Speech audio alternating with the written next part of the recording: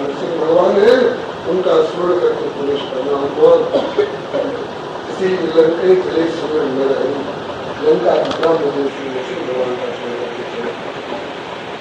अब तक लंका में इनकी सेवा होती रहती है नृसिंह भगवान की। क्या लंका के राक्षस नृसिंह भगवान श्री हरि है नर हरि है, क्या उनको पूजना पसंद करते हैं और तुम पसंद करते हो चाहे नहीं करते हो? ईश्वर जी जन्म के लिए करते हैं और ईश्वर जी को रावण ने छुप दे रखी है, मालूम रहा होगा, इसलिए ईश्वर जी पूजा करते हैं। अब नहीं तो रावण की नगरी निशाचरपुरी राम भक्ति निभाना कठिन काम था, फिर भी भरसक विभीषण निभाता रहा, मन से जपता सतत राम का नाम था। थी बनावट भवन की भी मंदिर सरिस, नवल तुलसी को गिरवा अनेकों लगे, संत सरस जुगला चक्र धन बाण आदि, राम आयुध से अंकित धवल धाम था।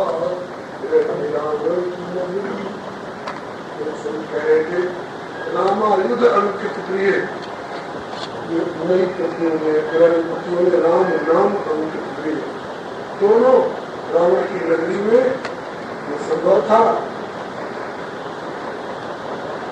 तो फिर कैसे राम सह रहा था, किसी ने आगे कहा इसने आपके शत्रु का नाम अपने कुटिया में लिखा है, एक तरफ रा और एक तरफ में म, रा न मिल करके तो ये आपके शत्रु का नाम राम हुआ, और एक शत्रु का नाम अपनी कुटिया में लिखा है। आपकी भाई किसने आपसे कह दिया, बाकी कुछ लोग शिकायत कर रहे हैं, जब रा लिखे हो न लिखे हो ताकि उसको दुनिया आपके शत्रु का नाम समझती है। लेकिन तुमने किस बात से लिखा है, नीति की है नीति जाना है, ताकि आप यहाँ के सम्राट हो और भाभी यहाँ की सम्राज्ञी है।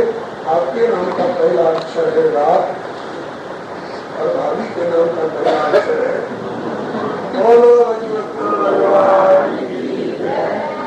एक रामायण जी ऐसा कह रहे थे, रावण का पहला अक्षर रा और मंदोदरी का पहला अक्षर, और मिटाना भी चाहोगे तो तुम अपने नाम में को कैसे निकाल दोगे, और तुम अपनी पत्नी मंदोदरी के नाम में से मेरे प्रभु के मकान को कैसे निकाल दोगे। बोलो भगवंतर भगवान संतों की के भाव आज श्री हनुमान जी, हाँ तो विभीषण जी नृसिंह भगवान की सेवा किया करते थे, इसलिए अब तक श्री नृसिंह भगवान प्रसन्न से जनता का अनुष्ठान हो रहा था। और अब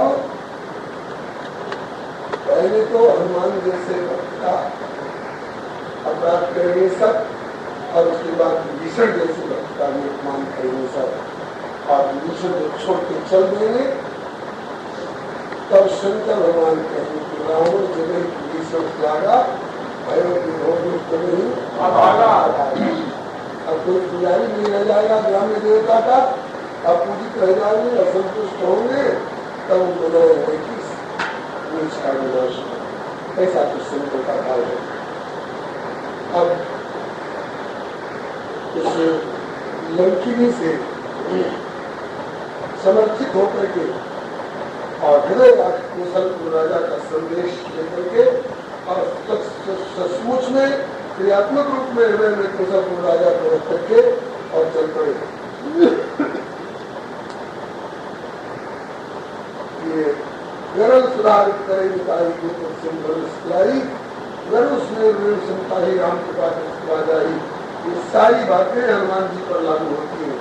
गरल अमृत हो गया ना, अरे सर्पणी के मुख में घुसे तो उसमें अमृत होता है थोड़े, उसमें तो गरल होता है लेकिन आशीर्वाद दे करके गई थोड़ा रास्ता देती महाराज जी के लिए। बोलिए भगवत भगवान की श्री राम जय राम जय जय राम जय राम जय राम जय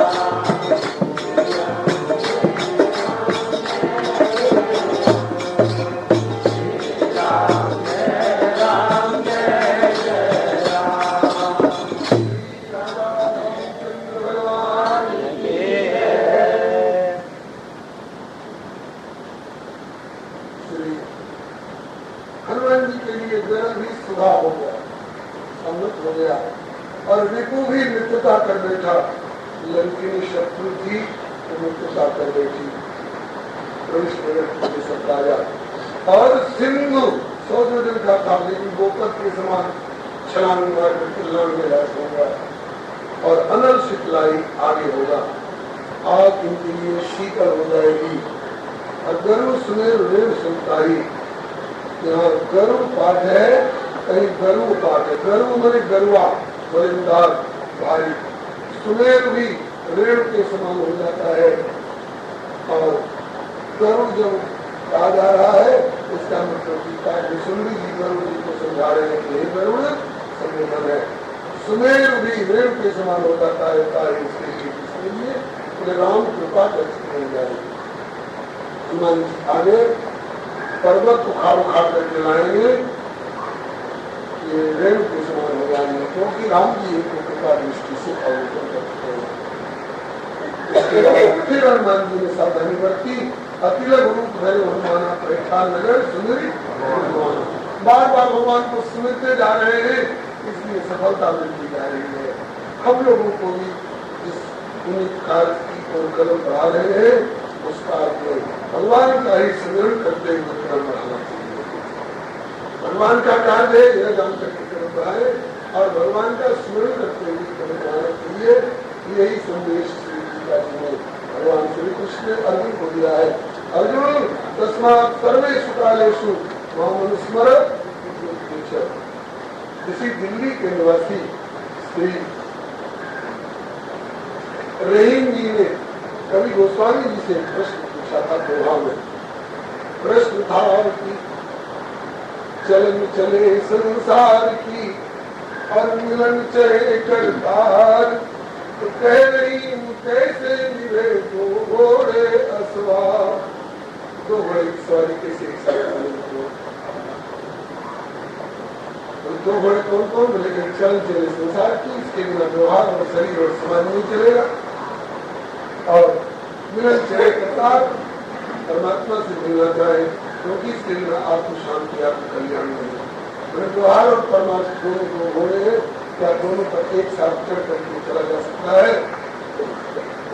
चला जा सकता है तो कैसे मिल सकता है? दो घोड़े की सवारी कैसे मिल सकती है? गोस्वामी ने बड़ा समीचीन समाधान किया। यह केवल मनोविनोद पर प्रश्न नहीं है, प्रत्येक जीवन की व्यावहारिक समस्या है। तो गोस्वामी ने कितना समीचीन समाधान दिया था कि दो लोगों की 10-10 घोड़ों की सवारी मिल सकती है, निभी है। ऐसे तो घोड़ों को श्रृंखल अलग अलग छोड़ करके नहीं। फिर कहा कि चलन चले संसार की, किंतु हरि पर राखे टेक, तो तुलसी निभ जाएगी दो घोड़ा रथ एक। धर्म रूपी रथ में जोड़ करके रखो, हरि पर टेक रखो। हरि पर टेक का यही मतलब है।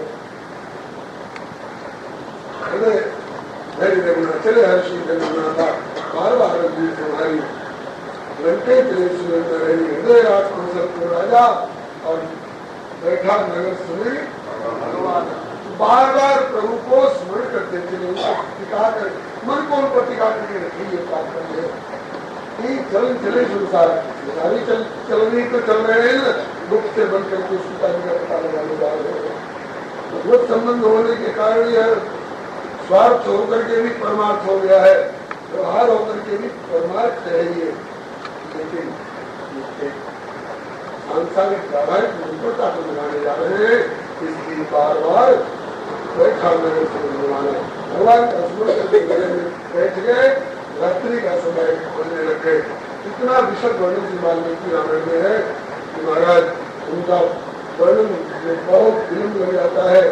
कौन कहाँ है, किस हालत में है, सो रहे हैं, चल रहे हैं, कोई ऐसी बेहोश है, किसी के शरीर में कटवा है, नहीं है, बहुत ऐसा विशद वर्णन है कि और इसी तरह से घूमते घूमते उनके होश मदिरा पीती किसी सोए हुए, वहाँ कोई बहुत सदाचारी लोग हैं, थोड़े मदिरा पीती करने से सोए हुए बेहोश है। सो सब खोज करते गए, सीता जी ने सुंदरियों के बीच में खोज करते करते हनुमान जी के मन में एक बात आई रही है, मैं गलत नहीं कर रहा हूँ। पराई स्त्री को देखना ही पाप है, उसमें भी रात्रि में सोई हुई हालत में कई बस कहना है, इनकी ओर देख करके मेरे द्वारा पाप तो नहीं हो रहा है, ताकि मेरी पाप तब होता जब मेरी दृष्टि में दोष होता, जब मेरे मन में बुराई होती है पाप होती। मैं तो अपनी माँ जानकी को खोज रहा हूँ, माँ की खोज भेड़ बकरियों में नहीं की जाएगी, माँ जानकी की खोज तो माताओं बहनों को बेटियों की भी करनी की जाएगी। जैसे एक बच्चा सुला करके माँ कथा में बैठ रही है, जग जाए बच्चा यहाँ सुला हुआ है, माँ उधर बैठी हुई है, तो खोजेगा ना अपनी माँ को, तो माँ को खोजने के लिए माताओं की तरफ की दृष्टि से डालनी पड़ेगी। तो जैसे बच्चा निर्विकार भाव से माँ को खोजते खोजते उसकी गोदी में पहुंच जाता है, ऐसे ही मैं तो अपनी माता जानकी को खोज रहा हूँ, मैं दोष पदार्थ नहीं दूंगा, क्योंकि मेरे मन में किसी के प्रति भी कोई विकार नहीं है। ये समाधान लेकर के श्री हनुमान जी ने खोजना शुरू किया, का दर्शन किया। एक बार सोई हुई मंदोदरी को देख करके मंदोदरी भी मैं चंदा मंदोदरी नामा विश्व सुंदरी परम सुंदरी बहुत सुंदरी है। मंदोदरी को देखा तो हनुमान को सभी हो जाती है, सीता को लेकिन रात्रि में जनक नंदिनी सीता रावण के पर्यंत के पास नहीं। श्री दशरथ जी की पुत्र वधु सीता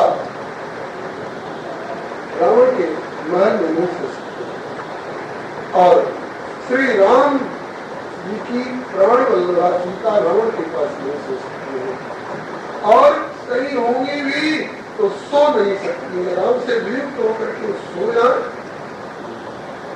देखिए देखी वाली चीज को खोजना तो आसान है, लेकिन श्री सीता जी को कभी देखा भी नहीं हो। और जैसा रवैया श्री रंगनाथ जी ने बताया है उसके अनुसार खोज रहे हैं, सब रूप मिलाकर रंग मिला करके आकृति मिला करके सीता जी को नहीं देखा। रावण के भवन में गए, देव दिशानंद मंदिरवाणी स्वयं की देखा करके वहां के मंदिर गणेश की कर गई, सब जगह से हार करके वहां के संक्षेप में वर्णन है। वाल्मीकि रामायण वर्णन है कि यह रात्रि बीतने को आई, ब्रह्म मुहूर्त का लगभग समय हो चला है, सीता जी नहीं मिले, हनुमान जी सोच रहे सीता नहीं मिले।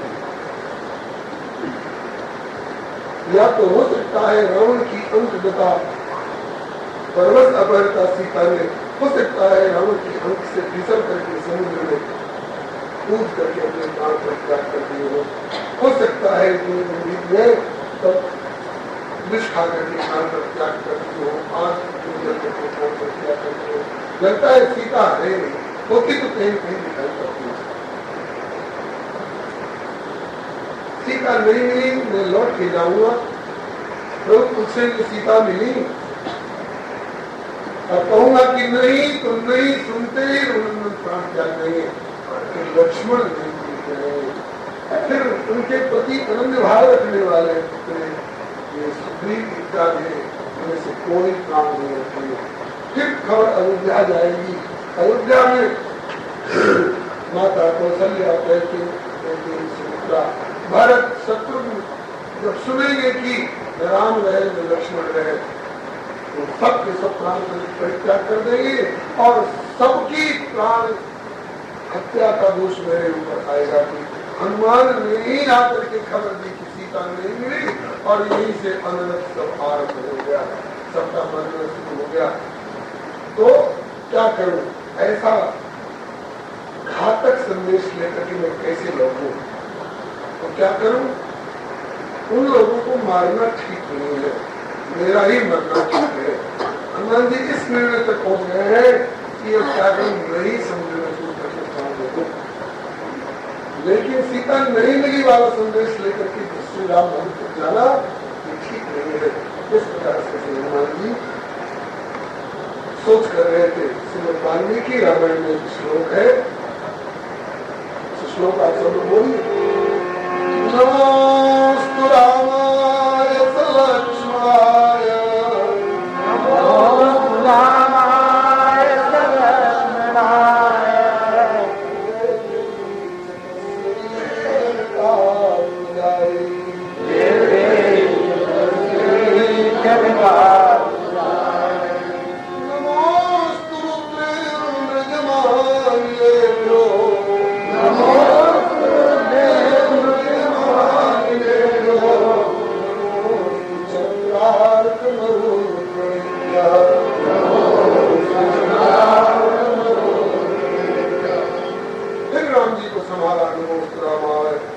अकेले नहीं सलक्ष्मणाय देवी तस्यै दीर्घायुष्याय।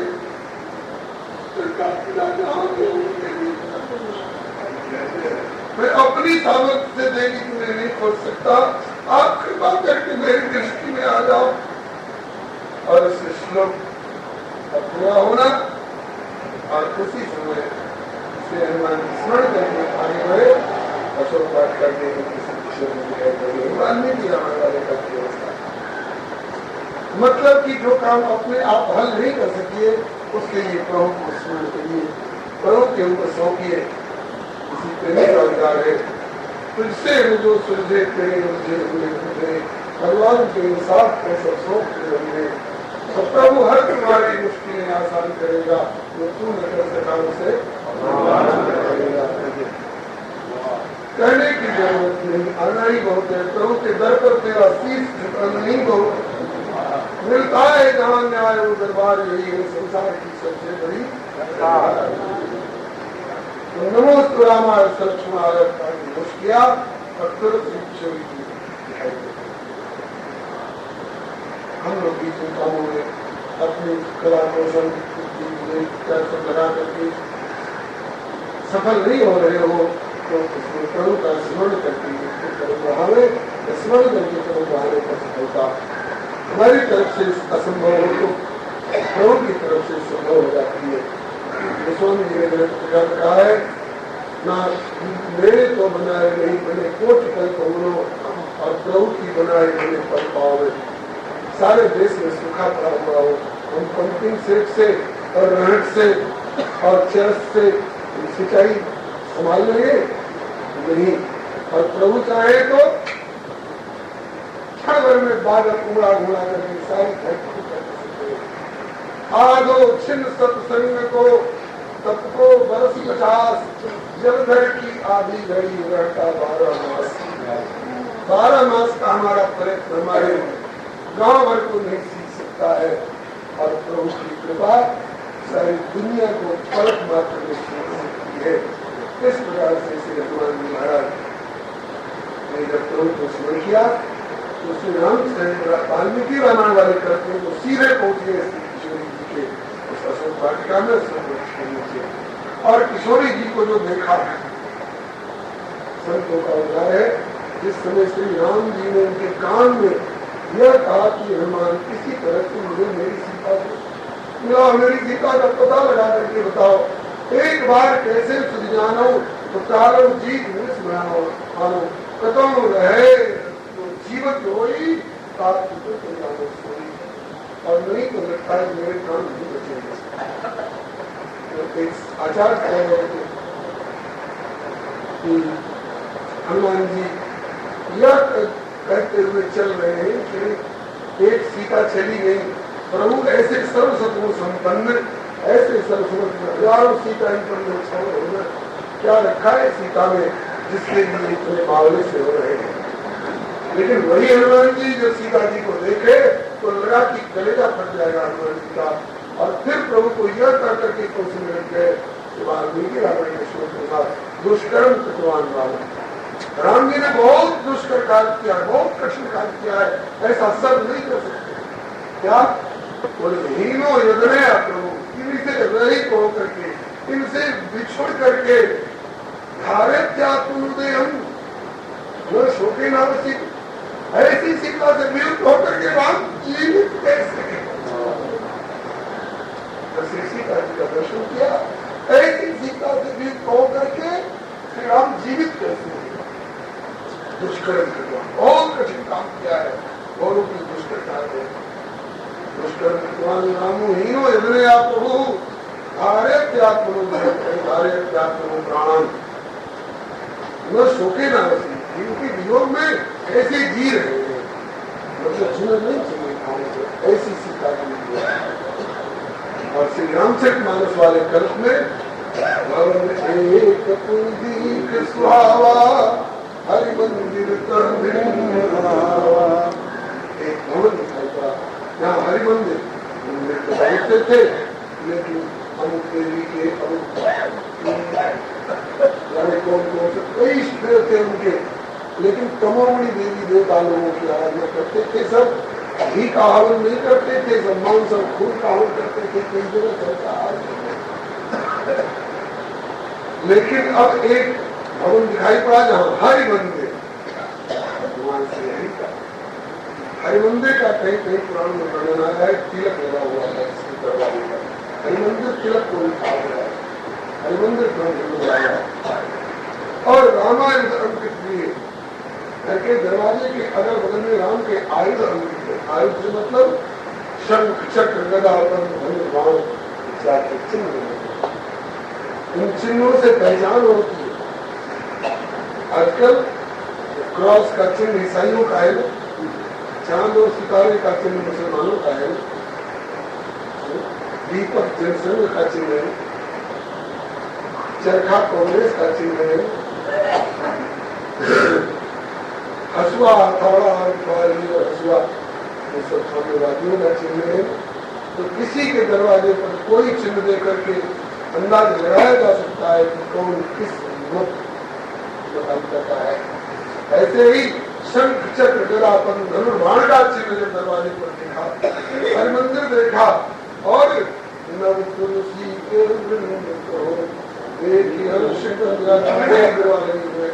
हनुमान जी को हुआ रात भर घूमे लंका में, लेकिन मन जहाँ मान जाए ये जगह है, भगवान का नाम अंकित है, आयुध अंकित है, तिलक लगा हुआ है दरवाजे पर इसके, इसने अपने घर को ही पुरस्कार किया, तुलसी के गिरवा लगे हुए हैं। देखो किसी भक्त का घर है, लेकिन लंका जैसी निशाचरी नगरी में भक्त का गुजारा कैसे? यहाँ सज्जन निर्वासा मनोरथ तर्क करे तो लागे ताही समय की सरदारों। इसका मतलब कि रात भर खोजते खोजते जगने का समय हो गया है, का समय हो गया है। तो पहले तो विभीषण की कुटिया की बनावट सजावट देख करके ही हनुमान जी को लगा कि सज्जन जाने, सज्जन बने सब जन, सब परमात्मा है, सच्चित आनंद परमात्मा है। उस परमात्मा का जो जन है वही सत्य है, वही सज्जन है, सज्जन का घर यहाँ है। दूसरी जगह थोड़ा थोड़ा संदेह हो रहा था कि माया भूमि नगरी है, कहीं हमारे देश की आनंद को धोखा देने के लिए तो नहीं रखा गया है, धोखे की चाची तो नहीं है, रहने वाला मुझमें सज्जन है, इसका विश्वास हो जाए तो विश्वास का एक सूत्र और प्रभु ने दे दिया, दे ही समय जाए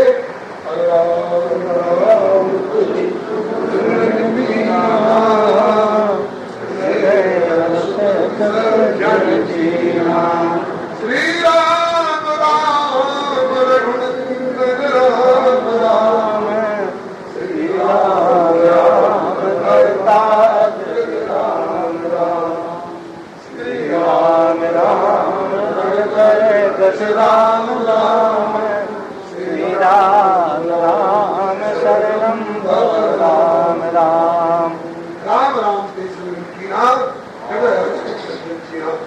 थोड़ा संदेह था इनकी सज्जनता में दूर हो गया। बिल्कुल तो सज्जन ही नहीं, परम भक्त का रह जगते जगते जो राम का नाम स्मरण करता है वो भक्त है। इसकी ये भावना, इसकी ये सजावटी दिखावटी नहीं है, सहजा भक्ति वाली है। यही संघट करी हो पहचानी साधु पे हो इसे हट करके जानबूझ करके जबरदस्ती जान पहचान करना।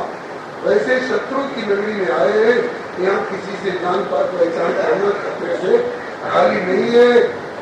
अगर पता चल जाए तो लंकिनी ही हमको खाने को तैयार हो रही थी। यहाँ कितने खाने वाले लोग हैं, मेरे भालुहार हमारा कटारा खाने वाले। इसलिए खतरे से खाली नहीं था यहाँ किसी से जान पहचान करना, लेकिन सज्जन है तो सज्जन से जान पहचान करना इसमें खतरा नहीं है। भागवत का एक श्लोक है, देवानाम भूतानाम देव चरित्रम दुखाय च सुखाय च, भूतानाम देव चरित्रम दुखाय च सुखाय च, किंतु सुखाय वही साधु नाम साधु। देवताओं की क्रियाएं प्राणियों के लिए कुछ सुख भी देती है, कुछ दुख भी देती है। वर्षा हुई तो फसल भी अच्छी हुई, लेकिन वर्षा हुई तो कितने गरीबों का घर भी बह गया। ज्यादा हो गई तो किसी की फसल गली लगाई भी बह गई। तो देवताओं की क्रियाएं सुख भी देती है, दुख भी देती है, लेकिन ऐसे संतों की क्रियाएं सुखाय साधु। संतों की क्रिया सुख ही सुख देती है, दुख नहीं देती है। साधु त्याग कार्य है नहीं किसी का भाव है। इसलिए इसने हनुमान जी ने ब्राह्मण का रूप धारण किया और वचन सुनाए। और जो भी वचन सुनाए उसका वर्णन नहीं है। वचन सुनाए, सुनत भीषण नहीं आया। भीषण जी ने आज एक अजनबी के वचन सुन करके और आकर के दरवाजे पर उपस्थित हुए। ब्राह्मण खड़े हैं, कई प्रणाम पूछी पूछाए, ताकि चलो लंका में पहला व्यक्ति मिला जिसने एक ब्राह्मण को देख करके प्रणाम करना सिखाया। साधुओं में राम नाम का जवाब राम नाम से ही दिया जाता है। ताराम से ताराम यही है। महाराज जी कह रहे हैं कि और वचन नहीं सुनाए, राम नाम सुनाए। उधर से राम राम के स्मरण किया, इधर से भी राम सीताराम राम सीताराम उन्होंने ने आवाज दी। इस आवाज को सुनकर के सचमुच अभी भी संत लोग किसी के दरवाजे पर जाते भगवान का नाम ही उच्चारण करके और उनको उन्मोदन करते हैं, गिराते हैं, उनका ध्यान रखते करते हैं। वृंदावन में राधे राधे जय श्री राधे ऐसी आवाज देते हैं। श्री वृंदावन श्री सीताराम महाराज की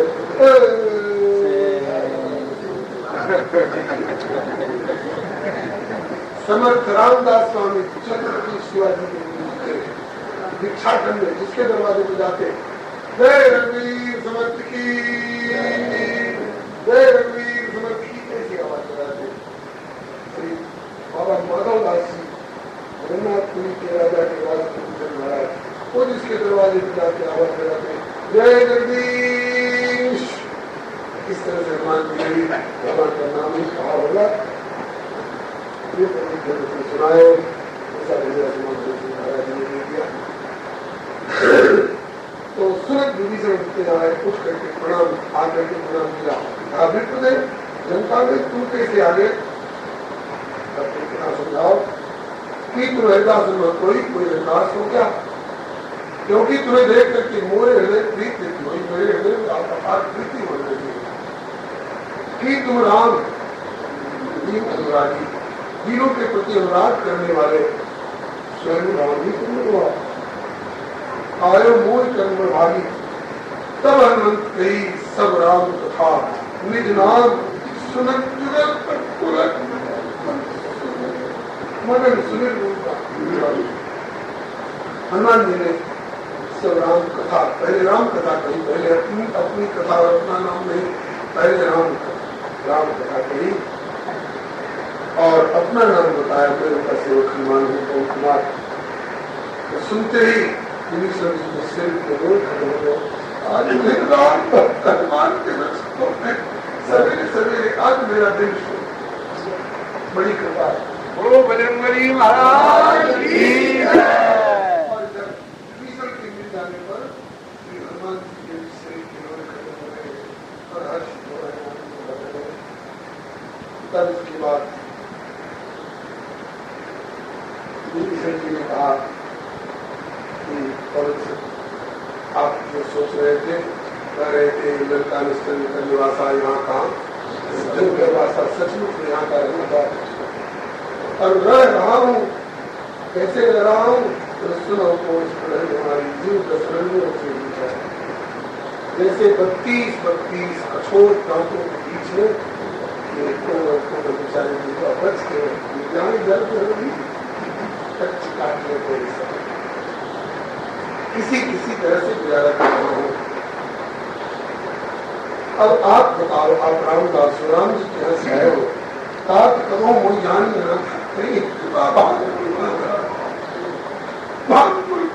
करने वाले प्रभु श्री राम क्या करेंगे? मुझे भी सलाह करेंगे, मेरे ऊपर कृपा करेंगे।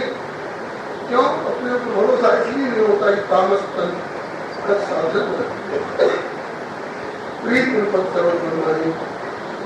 जो रावण सारी दुनिया से जब जो विरागा तत्व भागा सर्व सुनिंद सीसा आपुर लाल रहे तो पावई वैसे भाग कीसा भ्रष्ट प्रचारा भाष संसारा धर्म सुनी नहीं खाना एक बहुत त्रासई देश विकासे योग का वेद पुराना।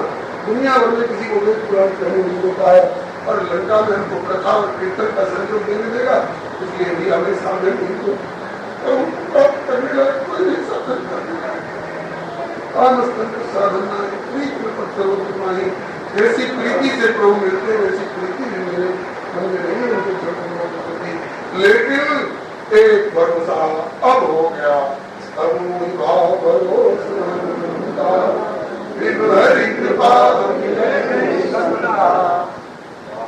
श्रुति पुराण श्री प्रतापचंद्र सिन्हा जी वो कहते कि प्रभु श्रुति पुराण को होते पावे के राह अनेक बतावे।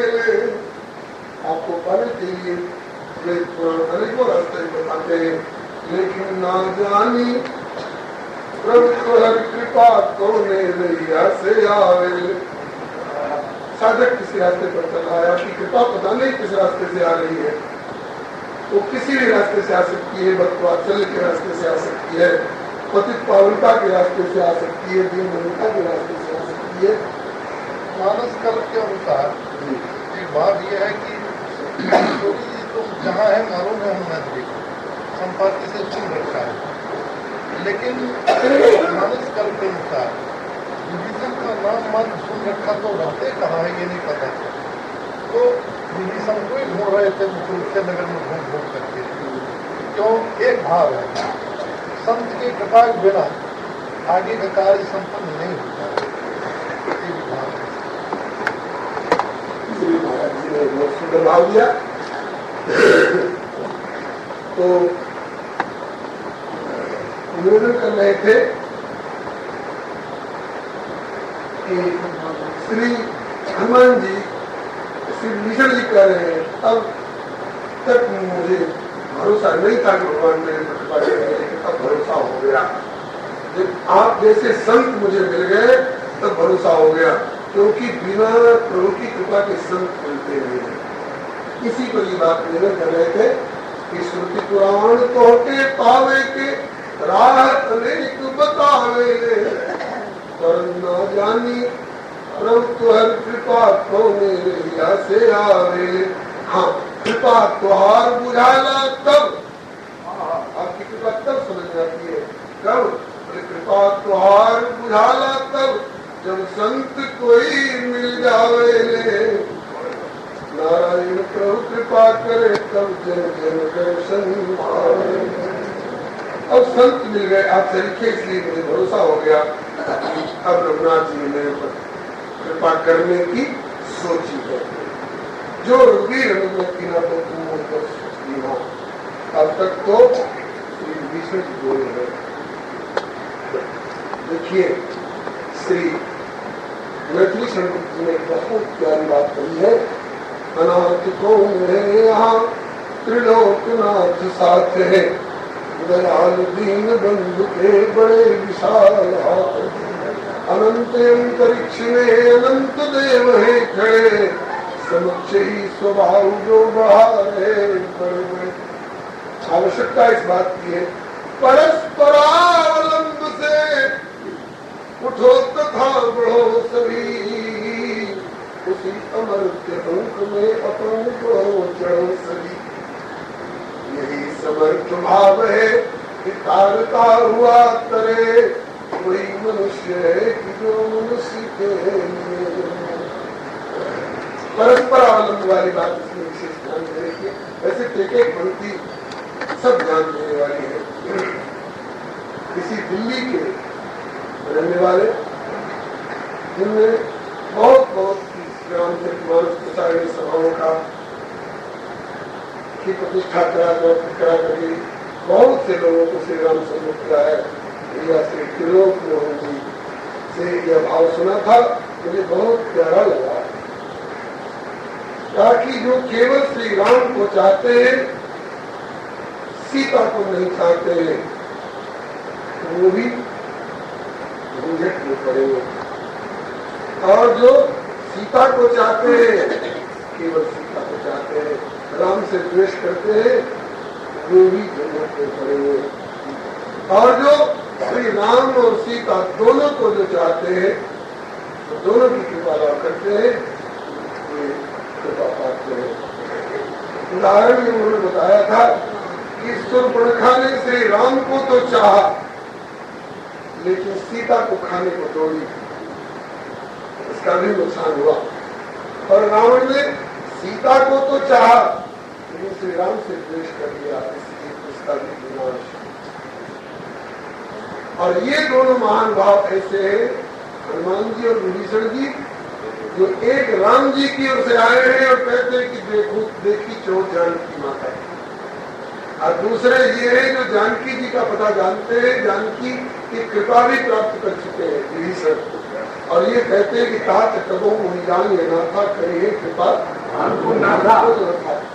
तो श्री राम के कृपा पात्र श्री सीता जी की कृपा चाह रहे हैं, श्री सीता जी के कृपा पात्र श्री राम जी की कृपा करने वाले युगल की कृपा प्राप्त करके श्री सहित दिनकर वंश भूषण, श्री सहित दिनकर वंश, श्री भरत जी जुगल का वर्णन करते हैं। भरत तीसरे पहर तीन प्रवेश प्रयाग, कहत राम श्री राम श्री। तो श्री राम के संबंध में विभीषण जिज्ञासु हो रहे हैं, और श्री सीता जी के संबंध में श्री हनुमान जी जिज्ञासु हो रहे हैं। दोनों ने कहा कि परस्पर अवलंब से दोनों सभी उसी अमर अंक में अपन को सभी। श्री विभीषण जी ने कहा, भैया मैं तुम्हें सीता जी तक पहुंचने का मार्ग बता देगा, मैं सीता जी तक पहुंचने का मार्ग बता देता हूँ, सीता जी तक बता देगा। और आप मुझे प्रभु श्री राम से मिलने वाली चिट्ठी बता दीजिए। तो श्री राम से मिलने वाली चिट्ठी श्री हनुमान जी बता रहे हैं। विभीषण का प्रश्न है कि तात कबो मुई जान ये ना था, करिए कृपा भान को न था। तो कृपा करिए वाली बात नहीं कर करके हनुमान जी कहते हैं कि मेरी मैं जाति का बंदर, आकृति भी मेरी सुंदर नहीं, बोली भी मेरी बहुत दिया नहीं, बानर जाति की मेरी अच्छी नहीं होती, और धीरता तो धीरता भी नहीं होती है बंदर में। कौ कौन में परम कुलीना, कभी चंचल सभी धीना, प्रात ले जो नाम हमारा यहाँ बहुत लोग संदेह करते हैं कि सवेरे सवेरे हनुमान जी का नाम लेने पर तुम भूखे मरना पड़ेगा।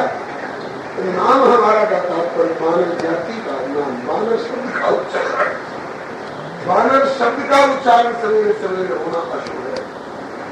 वानर का ध्यान में आना, वानर का सवेरे सवेरे दिखाई पड़ना अशुभ है। अशुभ हो जिनके सुनिरंते वानर नीच विकारी, लेकिन वेद विदित पावन किए ते सब नहीं मानना चाहिए। पहले वानर भालू अशुभ रहे होंगे, सुना है कि बानर का सपना भी अच्छा नहीं होता। सपने में बानर दिखाई पड़ जाए अच्छा नहीं है। तो सपने में बानर किसको दिखाई पड़ा है? त्रिपिता को दिखाई पड़ा है।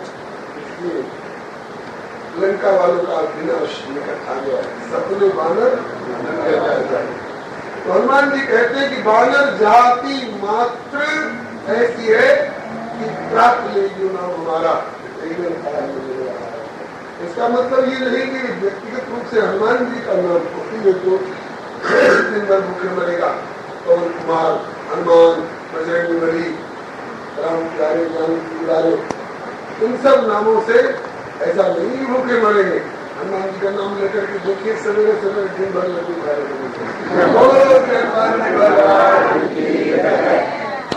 हनुमत नाम की शिकायत नहीं है, बानर नाम की शिकायत है।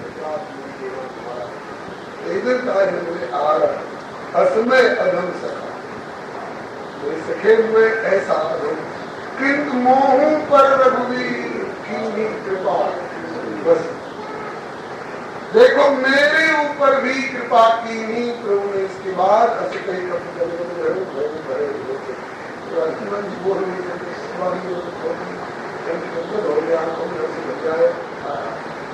तो इसमें ध्वनि है भैया, जब वानर कुल में उत्पन्न चंचल शब्दहीन वानर कामी भी एक नंबर के होते हैं, क्रोधी भी एक नंबर के होते हैं, लोभी भी एक नंबर के होते हैं, मोही भी एक नंबर के होते हैं।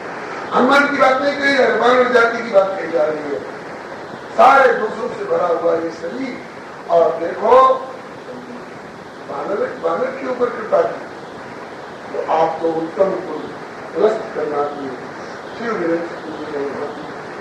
आपके ऊपर कृपा क्यों नहीं करेंगे? धनी है कि अवश्य कृपा करेंगे, लेकिन आप उनकी ओर चलिए, अवश्य कृपा करेंगे। कई सलाह से इत्यादि से लेकर के सारी बातें बताई। और हनुमान जी ने कहा जानतो स्वामी सारी प्रेम ऐसे स्वामी को जान बूझ करके छोड़ करके और इधर रखा है तो उनकी क्यों नहीं होगा। उसके बाद कहत राम गुणरामा पावा अनिर्वाच्य विश्रामा। हनुमान जी ने भगवत गुणगान किया और विश्राम मिला। किसको? भगवत गुणगान करने वाले को भी विश्राम मिलता है और भगवत गुण श्रवण करने वाले को भी विश्राम मिलता है। सब कथा भीषण कही तब सारी कथा श्री विभीषण जी ने सुनाई। संपाति ने जरूर बता दिया था कि अशोक वन के नीचे, लेकिन अशोक वन कहीं लिखा था थोड़ी ये सकते कहाँ अशोक वन होगा और उस अशोक वन में किस मार्ग से जाया जा सकता है, उसके लिए जुक्ति थी। रामायण जी तो कह रहे थे ऐसे ऐसे मार्ग आड़े टेढ़े थे और ऐसे ऐसे पहरेदार थे कि समय पहुंचने नहीं सकते। तो जुगत विभीषण सकल सुनाई, सारी युक्तियां बता दी। वो जाना और वहां जो शब्द उच्चारण करना वहां करना, जुगत विभीषण सकल सुनाई। चलो पूछता कराई और वहां जाकर के कई स्वरूप मने वही पहले वाला रूप। अभी तो ब्राह्मण रूप से बात कर रहे थे ना, अब अपने हनुमानी रूप से वहां गए।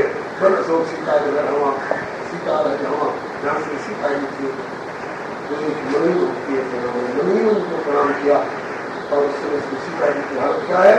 बैठे ही ऋषि माने रात्रि के सारे समय बैठे ही बैठे रात्रि कृष्ण तन शरीर एकदम सूख सा गया है। शीश जटा एक छोटी पहले से जटा बन चुकी है और बैठी कैसे है?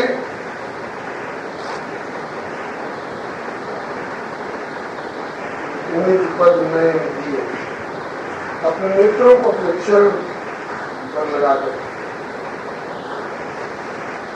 चरण पर नयन क्यों लगाए हुए हैं? अपने चरण पर नयन क्यों लगाए हुए हैं?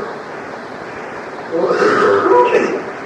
इस मुद्रा में बैठने पर एक चरण का तल तो नीचे है और एक चरण का तल कवि तो अपने चरण के अंगूठे की ओर देख रहे हैं और कवि चरण के तल को देख रहे हैं। तो इसमें लोभाव बताते हैं कि नखमण चंद्रिका की व्याख्या नहीं है प्रभु कर, और चरण तल को देख करके प्रभु के चरण तल में की रेखाओं का ध्यान कर रहे हैं। प्रभु के चरणों में 24 चिन्ह हैं, 48 चिन्ह। अंकुश अंबर पुलिस कमल जो भजा धेनु पर शंख चक्र स्वस्तिक जम्बू फल कलश सुधारक अर्धचंद्र रेखा अष्टकोण त्रैकोण बिंदु पुष्प शेखा सीता प्रतिपद नित वसत हेते मंगलदायका चरण चिन्ह रघुवीर के संतन सदा सहायका।